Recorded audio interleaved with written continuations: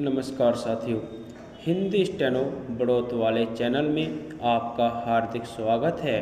आज के डिक्टेशन रामधारी गुप्ता खंड 1 से प्रतिलेखन संख्या 10 80 वर्ड पर मिनट की स्पीड से होगी। तो आइए शुरू करते हैं। डिक्टेशन शुरू होगी 5 सेकंड बाद।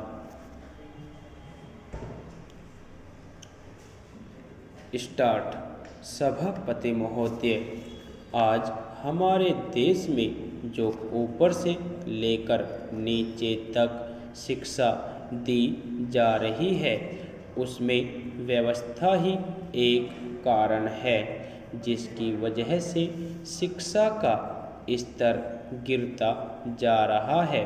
मेरा अपना विचार है कि जो शिक्षा प्रणाली है और जिस रूप में शिक्षा दी जा रही है, वही अनुशासनहीनता का भी कारण है। अपने देश और परदेश में हर एक की अपनी अपनी भाषा है और वह बालक जो इस देश में पैदा हुआ है, जो अपनी मातृभाषा की गोद में पला है, उसको यदि अपनी मातृभाषा में ही शिक्षा दी जाए तो मेरा विचार है कि शिक्षा का स्तर ठीक हो सकता है। जो सबसे बड़ी भूल और कमी सरकार के द्वारा दी जाने वाली शिक्षा के संबंध में हो रही है, वह यह है कि बालक की मातृभाषा में शिक्षा न देकर उसको उस भाषा में शिक्षा देने की व्यवस्था की गई है, जो हमारे देश या प्रदेश की भाषा कभी रही ही नहीं। मेरा अभिप्राय विदेशी भाषा अंग्रेजी से है। मैं यह मानकर चलता हूँ कि जब से यह भाषा इस देश में आई है, चाहे वह किसी कारण से आई हो, इसे आप भी और इस माननीय सदन के सदस्य भी जानते हैं कि उससे बुरे परिणाम ही निकले हैं।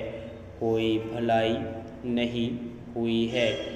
इस देश को जो हानि हुई है, वह किसी से छिपी नहीं है। हम देख रहे हैं कि हमारे यहाँ जितना फैशन बढ़ रहा है और जितनी वेशभूषा बिगड़ रही है, वह सब अंग्रेजी भाषा के ही कारण है। जिस समय यहाँ पर अंग्रेजों का राज्य था, प्राय यह देखने को मिलता था कि वे लोग जो विशेष कर के किसी न किसी तरह से सरकारी पक्ष के ही होते थे, अंग्रेजों से मिलने के लिए जाते समय अंग्रेजी वेशभूषा का ही प्रयोग करते थे। परंतु यह इस प्रदेश और इस देश का दुर्भाग्य है कि अंग्रेजों का राज्य समाप्त हो जाने के बाद भी लोग उनकी वेशभूषा को पहनते चले जा रहे हैं। इससे जो प्रभाव हमारे देश के फैशन पर पड़ा, उससे लाभ के बजाय हानि ही हुई है और हो भी रही है। मेरा ऐसा विचार है कि अंग्रेजी वेशभूषा से इस देश को बहुत हानि हुई है। भारत की गौरवपूर्ण सभ्यता और संस्कृति के संरक्षण पर पर्याप्त ध्यान देने की आवश्यकता है। यदि आपको डिक्टेशन अच्छी लगी हो तो हमारे चैनल को सब्सक्राइब करें तथा वीडियो को लाइक व शेयर भी करें। धन्यवाद।